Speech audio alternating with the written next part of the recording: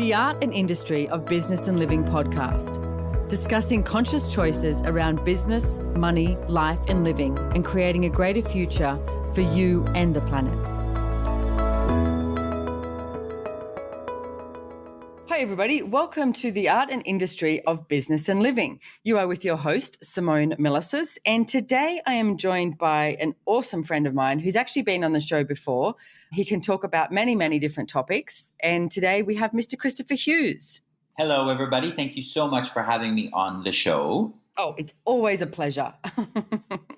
An absolute pleasure. So let me explain a little bit about what's going on for this month. We looked at, Valentine's Day, which is interesting coming from Australia because it's really not that big a deal. It's only ever really meant to be, maybe if you're dating someone, which means you're copulating with them, having sex, you might do something. But I don't know, I've never really paid it that much attention. When I was in America, however, years ago, I was astounded how important Valentine's Day seemed to be. And I mean in the fact of like people were giving their friends Valentine's Day cards, they would give their mother Valentine's Day chocolates. Whereas I pretty much think historically, like I said in Australia, it's for who you're shagging, is that you might do something. But you know what? It's never been my game. But what I did want to address this month is what comes up for people. Because like anything in this reality, if you don't appear to have it quote unquote right, then you are judged or you start judging yourself. I wish the planet wasn't like that, and I am doing absolutely everything I can to create a planet that does not exist from conclusion and judgment. If you want to find out more, go to accessconsciousness.com. Bam, there you go. But unfortunately, there is some pretty shitty stuff that occurs on this planet. And one of the things, the first show that you would have listened to for the 3 series of this month was called Girls Night Out. And it was really fun. There was a bunch of beautiful, amazing single ladies who, been there, done that. Some were married, got kids, some weren't married, etc. But it was really awesome to see how much they embraced what they had chosen and what they were currently choosing and how they were creating from that. So if you haven't listened to that, go back, find the podcast. You can go to SimoneMilasas.com/podcast, and you spell Milasas, Milasas. But if you're on this podcast, you probably know my name. So anyway, have a listen to that. And this one that I've got with Mr. Christopher Hughes, we've called it Choosing Beyond the Definitions of Sexuality with Chris Hughes. Now, like I said, my aim, my target for this month is that whatever you are choosing, it's okay. Whatever you are choosing, be you. It's like be you, and so much more can show up. So, Chris, let's start with, because you're married to a wonderful, amazing man. I sure am. When did you get married? Incidentally, well, actually, it's funny you should mention that because our official marriage, we actually had 2 marriages because I'm from Canada. I'm from Canada and my partner is Australian. And our Canadian marriage, which was the first legal recognized marriage, was in Canada on Valentine's Day. So it wasn't like, oh, let's make this day extra special. That actually so wasn't part of our intent. It just fit in our schedule. I love that. And we got married in my mother's living room with my cousins making music, and a lady from the government came and officiated the ceremony. Anyway, it was actually a lot of fun, but it was Valentine's Day. Oh, I'm going to be in trouble here. Was it 2 or 3 years ago? Ooh. I don't know. It was a couple years ago. Anyway, it was lovely. 3. Because then I think it was 3. And you got married in Australia, which that's the wedding that I attended. Yes, that's right. Yeah. Yes, I am married to a beautiful man. And it's interesting that you should bring up marriage and Valentine's Day and all these things, because here in Australia, where we both live, we very recently legalized same-sex marriage. And I found it really interesting in this month of February to see all the different businesses using that to promote their brand and to build their business and that sort of thing. Even yesterday, there's a national chain of gyms called Good Life Gyms. They're everywhere. And usually you associate gyms with, guys, fitness, and quite often they've decided to pitch it either very masculine or very much towards women, and it being a safe environment women for women who are already perfect bodies going to the gym. Yeah. Well, the ad that I saw yesterday was two men walking down the aisle. And they were using this as an ad to promote their gym. And I thought, wow, that's really different. They're talking about getting wedding ready, but pitching Yeah. it to men.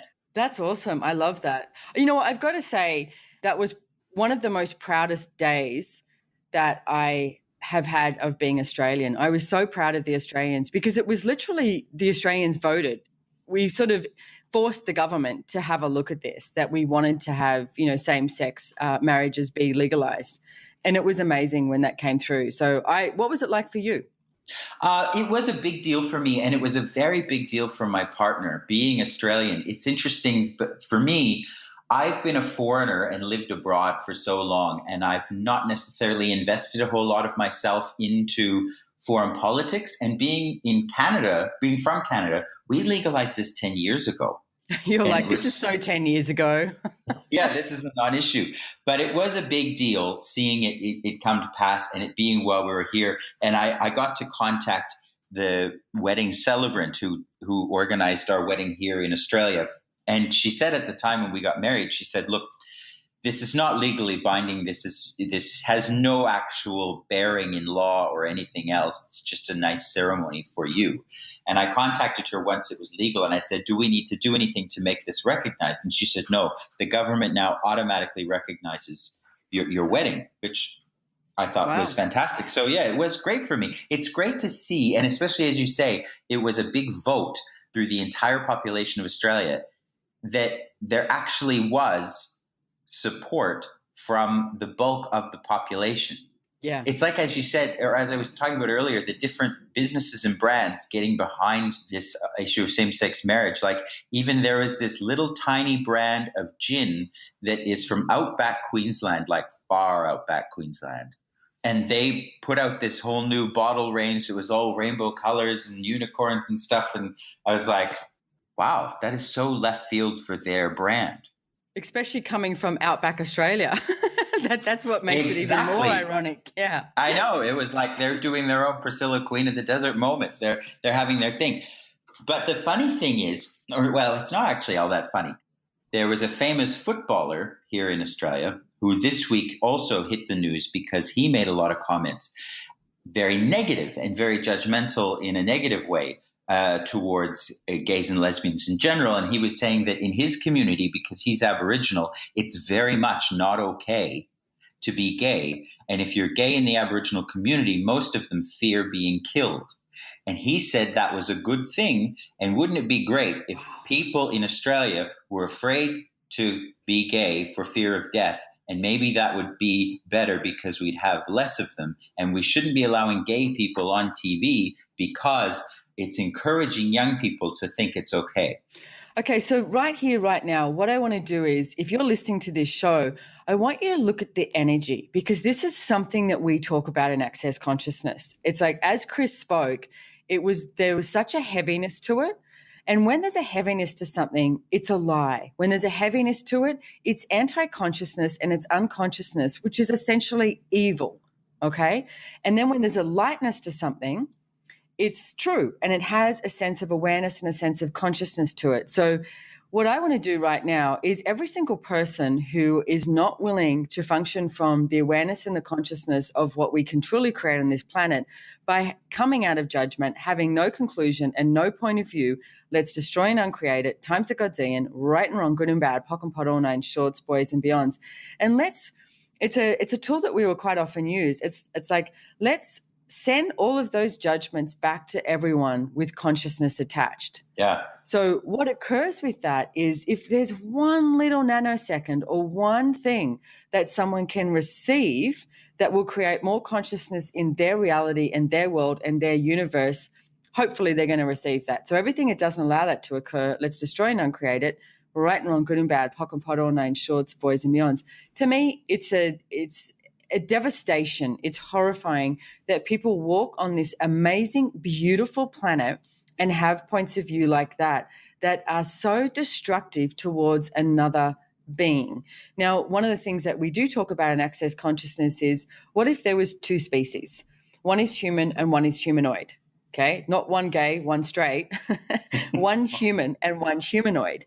Now, to me, a lot of the humans are the people who go out there and they judge everybody else. And it's like they judge everything. And it's about, you live and then you've got taxes and you die and that's it. And it's always about going to the wrongness of everybody else. Most humanoids, now have a look at the energy of this. Humanoid. This tool in Access Consciousness is not about going to judgment. It's so that you can have the awareness of it. So if you look at the energy of humanoid, most humanoids will judge themselves. So if you wake up in the morning and you have a litany of judgments about yourself, whether it's your body or your money or your business or whatever it is, you're probably humanoid. And then if you live with someone or you hear someone who is constantly in judgment of others, ask, is this human or humanoid? Now, for myself, this gave me a lot of freedom. And it gave me a lot of freedom because there were people in my life that I couldn't get why they were functioning from where they were functioning from. One person in particular who I was growing up with in my family would always comment about cultural races. Like would always say, those bloody people, blah, blah, blah. And I was always like, what's going on? What did they do? Because as a child, if you're saying that someone is terrible, awful, mean, vicious, they must have done something. And then this person would say, you're always arguing against me. And I was like, I don't get this. So for me, this tool gave me one of the greatest freedoms because when I realized, oh, they're human. That's what they like to do. They like to judge. So it gave me a freedom to not try and make this person see a different point of view, realizing that they actually love functioning from judgment. So what I would like to ask every single person out there listening, and if we can do this now, I haven't done this on the radio show before, but what I want you to do is gather all the energy and on 3. So you can do it however you're going to do it. It's like I like to put my hands up and you sort of gather this energy and all those people functioning from judgment and conclusion about what it is to be with your sexuality, which is just insane that people get to judge that. And I want to destroy and uncreate it. So let's gather the energy, and on 3, we just blast it out of existence as much as we possibly can. And what we're doing is we're creating an energy of out-creating that. So you're not making those judgments and those conclusions real. You're actually creating a different possibility, okay? Let's do it. So on 3. Yeah. I've got Brendan here in the room doing it as well. 1, 2, 3. Ow. I just hit my hand against the wall. One more time. 1, 2, 3. 1, 2, 3. And let's do an energy of 4 for more. 1, 2, 3, 4. And an 8 to create a different reality. 1, 2, 3, 4, 5, 6, 7, 8. Because you know what? Enough. It's like, this is crazy. So everything at that is times of God's and right and wrong, good and bad, pock and pot, all 9 shorts, boys and beyond. I'm on my high horse about it. And the thing is, it's not about getting on your high horse and going into confrontation. What I would ask is make the demand in your world. Make the demand in your world that we create a different place here. Absolutely, because what you're bringing up is really important, though, because it's not about the high horse, because the high horse is the opposite side judgment. So it's the polarity of going, that's wrong, I'm right. But you can have a recognition that something is not creating a lightness or a truth or a future, as you said before with the light and heavy. You can have the awareness that something isn't creating that without making it wrong. So like the footballer with his point of view, what if he wasn't wrong? What if it was just a place where he wasn't operating from consciousness and from a space of possibility? And what if we could be an energy that created a different future by changing? I love that. Yeah. And that's exactly what that demand is. Yeah. Because I'm sitting in this building at the moment on the 22nd floor in Melbourne, and geez, Melbourne's huge. Yeah. There's just buildings everywhere. But what's also here is a park across from me and, some amazing, beautiful trees in amongst the buildings. And some of the buildings are amazingly beautiful too. And one of the reasons why I was so attracted to Access Consciousness, and I first started a business called Good Vibes for You, and you were one of my partners in that too, Chris, Yep. is I looked out at the planet and went, this planet is amazing. Like, it's truly amazing. I mean, we were just joking before the start of the podcast here about the birds, the local birds we have in Australia and the noises that they make. But they're incredibly, they're amazing. They're like pterodactyls, though, in the morning. And they start at 4 o'clock in the morning. When I first moved to Australia, and I was your flatmate 8 years ago, 9 years ago, whatever it was, the first few mornings, I was terrified by these sounds outside my windows. They were like, rah, rah, rah, rah. And I was going, oh my God, You're what like, is that? they've got Voice dinosaurs of in dinosaurs, Australia. for sure. I love that. So, but the thing is, it's like I'm so grateful for this planet. And when I saw people who were not grateful and chose to create their reality from judgment and conclusion, that's why I created Good Vibes for You. That's why I invited you along to come and play. And then when I met Gary Douglas, the founder of Access Consciousness, and listened to him, I was like, oh my goodness, this guy is talking about everything that I knew is possible. I didn't know how to institute it. I just wanted to go up and shake people by the shoulders and say, don't you get it? There's something else available here. And yet Access Consciousness has the tools and the processes to assist in that change, so I don't go up to every single person and shake their shoulders and say, don't you get it? There's something else. It's a bit easier than that.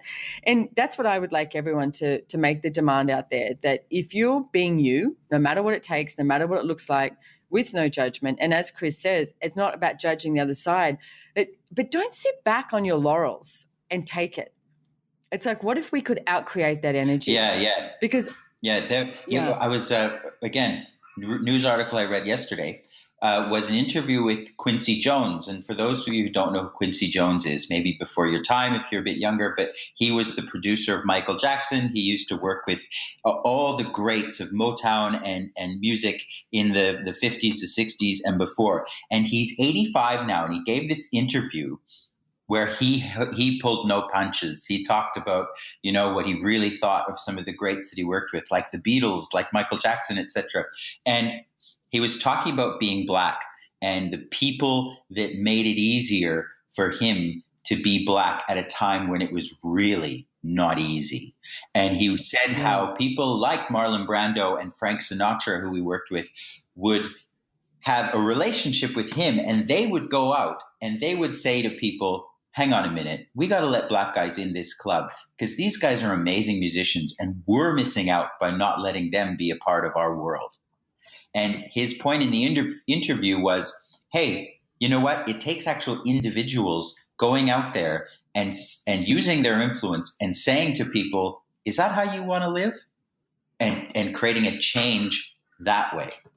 I love that. Is that how you want to live? And that's what you and I can be as well, because we do get to travel the world doing seminars with Access Consciousness. So, this is a really cool podcast. I'm really grateful for you, Chris. I'm grateful too. And, I'm a little riled up, actually. I'm like, I've got this in my belly, this energy of like, wow. Yeah, me too.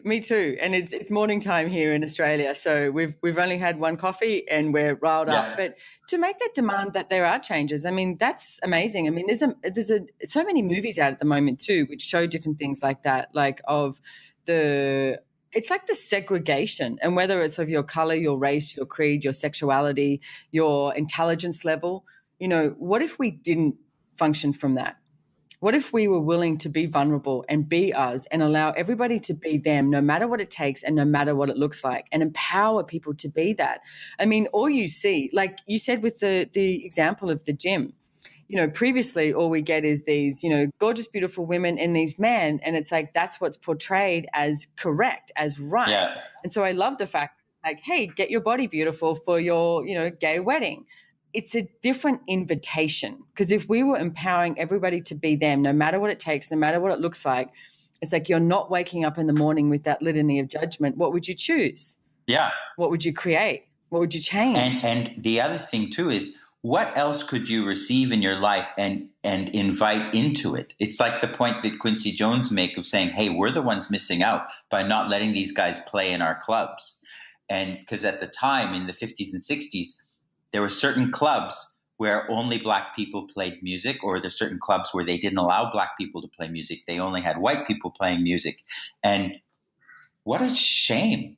One of the things I love about living in a country like Australia or Canada, where I'm from, is there's so many immigrants, and they bring their food and their fashion and their music their dances. And it's like they make this richness of experience. It's like, imagine if all we had was, like the English food I grew up with, overdone beef roasts and bushy peas. Yeah, exactly. How boring, would that be? I know. I mean, well, I'm in Melbourne at the moment, and Melbourne in the 1950s, Greeks and Italians, came out here literally by the boatload.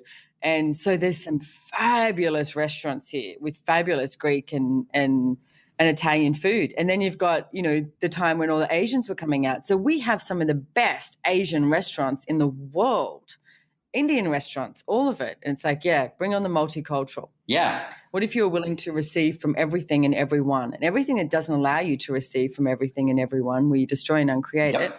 Times a Godzium, right and wrong, good and bad, pock and pot, all nine shorts, boys and beyonds. And don't forget, if you want to find out more about the Access Consciousness Clearing Statement, you can go to theclearingstatement.com and listen to our wonderful friend, Dr. Dane here, give you some brilliant explanations about it. But you know what? It just works. It changes things.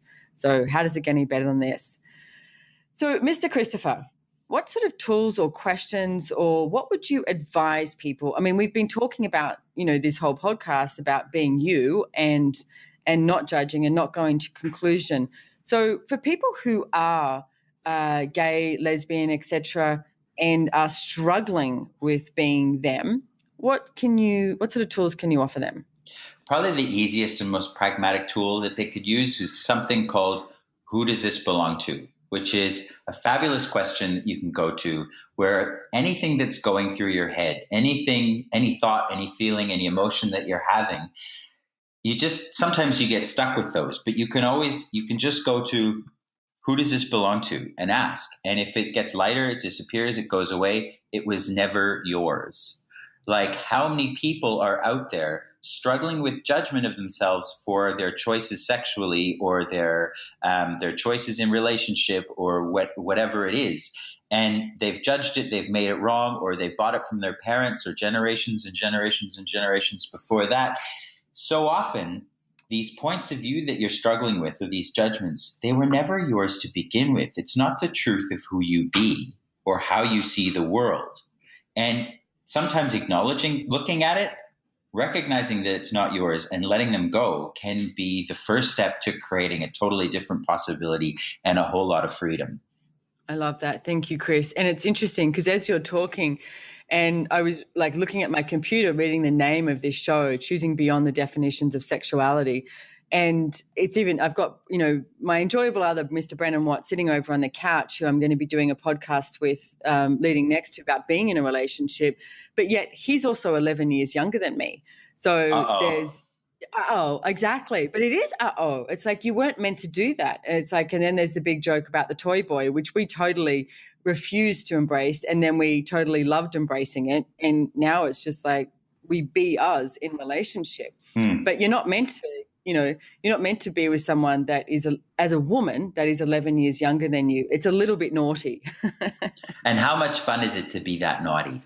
Absolutely. I love being naughty. Exactly. So, Mr. Chris, is there anything else that you want to leave the listeners with here about, what else can they embrace? Well, I would embrace it's as you've titled this show. It's about going beyond the definitions of sexuality, because it's not about making it right to be one way and wrong to be another, or it's you have to adopt this persona or this definition or this label of who you are and what you are and scream it loud and proud. Because again, that's like the high horse again in the righteousness. Yeah. It's kind of like if you've ever had a friend who suddenly went vegetarian and all they want to tell you about is how horrible it is that you're having a hamburger. Well, that's not really an invitation to another possibility either. What if everything was a little bit more fluid than that? Yeah. Like nowadays that we're not as uptight anymore about being gay or lesbian. Bisexuals still get a fair bit of flack, and the people that we're really having a hard time with are the transsexuals. They're really bearing the brunt of judgment and what's right and wrong. They're even having this big debate in America these days about public restrooms and which ones should transsexuals be allowed to use, and what it exposes our children to have a man in a dress in a restroom, et cetera, et cetera. I mean, ridiculous. It's just another level of judgment that we're peeling back to get people to the point where they don't have a point of view about it one way or the other. Well, it's interesting as you talk about that, Chris, is because you say that, nowadays there's not as much, going on about being gay or being a lesbian, et cetera, but bisexuals and transsexuals. So it's interesting because, as you say, I can hear that people go, well, now I can put this person in a box. They're a Yeah. lesbian, Yeah, he's exactly. gay, he's married. But bisexuals, they haven't chosen, They're they haven't chosen either side. They're they're confusing, confused. creating chaos. Yeah. And same with transsexuals. So anywhere that you're not willing to have, people actually choosing everything every day, like infinite possibilities. It's like, why would you not play in any arena that gives you joy? And Yeah. everything that doesn't allow you to be that, where you destroy and uncreate it, times a godzillion, right and wrong, good and bad, pock and pot, all nine shorts, boys and beyonds. And what if every person that came into your life, every person that you interacted with was a potential and possibility for creating more and creating greater and creating a better planet and a better future? And it wasn't about, in interacting with them, wasn't about whether they were gay or straight, man or woman, tranny or, I don't know, tricycle, whatever you want to call them. They were just people, and you had choice with them every 10 seconds, every instance that you had with them. It was about a choice, not, well, I'm straight and he's gay, so we have to interact this way. I mean, bringing up your partner, Brendan Watt, I love him dearly. He's like one of my absolute favorite people on the planet. And he never shuts down any part of him or refuses to receive any part of me based on the lie of sexuality. It's just that where there's a friendship there, there's an interaction and a play, and it's different every 10 seconds, and it's never based on any set guideline, rule, or definition or limitation. I wish he could have just heard what you said. I think he'd have tears in his eyes if he knew what you just said. That was really beautiful. He's a special guy, and I really relish that connection that we have, and know that actually doesn't have to be particular to us, but it could be possible for everyone on the planet. Yeah, absolutely. Mm. Yeah. And, I was just watching a Will Smith on YouTube last night. Yeah. And he has this video and he's talking about, like, invite people into your life who he's saying that light your flame, that don't sort of put it out. And he said, look at your phone, look at the last 5 texts you received. Were they from people who basically, what he's saying, contributed to you? Or if they're not people who contributed to you, then why do you have them in your life? And it is interesting to look at that. What are you surrounding yourself by? By people like, as Chris just explained, his friendship with Brendan? Are you inviting that into your life and willing to receive that level of contribution and that level of gratitude and that level of honor and vulnerability that you can have with people? Or are you inviting people in that are in constant judgment of you? It's just a choice. And trust me, been there, done that. I've chosen the judgmental friends and it's not fun. Yet quite often what we do is we choose the judgment. We choose people who judge us because guess what? It matches the judgments that we've decided we have of ourselves. So if it matches the judgment, you go, oh yeah, that feels comfortable, like that sort of energy. Mm. So if you woke up and stopped judging you, no matter what you're choosing, and asked for people to show up in your life who are kind, caring, and nurturing, might be a really different reality. Yeah, absolutely. And that those people might not be the ones that you had expected, or might not be. It might not be those first 5 people in your phone, the default people that you go to. Because as you say, so much of connection, of relationship in this reality is based on judgment, not on possibilities, not on choices and creation. It's oh, that's comfortable. Yeah. Yeah. Well, and as my friend Dr. Dane here says, it never shows up the way you think it's going to show up. So be willing to receive. So, and interesting enough, all of this that we're talking about is also about this energy of one of the classes that you do, Chris, Right Voice for You. Yes, absolutely. And thank you for bringing that up, because a lot of people hear the title Right Voice for You and they think, oh, it's about singing or they public. Think, wait for it, hang on, they think of this. Exactly. That's exactly what they think. They think it's about being on stage and having a microphone. But I've stolen a line from you, Simone, because you often say, if you wake up in the morning and you're alive, you're in business. Your business is your life. Well, my point of view is, if you wake up in the morning and you're alive, well, if you wake up in the morning, I think you have to be alive. But anyway, you have a voice in the world. And what would you like people to hear? What can they hear? Those are the sort of questions that I look at. And Right Voice for You is all about being present and being you in the world and sharing that voice that you have, not about your singing voice or your speaking voice, but, what is your voice in the world? If you're a hairdresser, how, the way people leave your salon and walk out in the world, that's part of your voice in the world. If you're a bookkeeper, how you organize somebody's books and their financial statements, that's a voice in the world. So we all have this voice in the world that we're not necessarily recognizing. How I walk in the world as a quote unquote gay man and what that says to people and how I am with it, that's a voice in the world as well. Having a toy boy on your arm can be a voice in the world, depending on whether or not you're willing to receive people's judgments, play with it, and use it to create something more. Yes, and we have. Yeah, exactly. That's awesome. Well, and as you're talking about it, it's like, what contribution can you be on the planet? Like, what can we create with this planet today?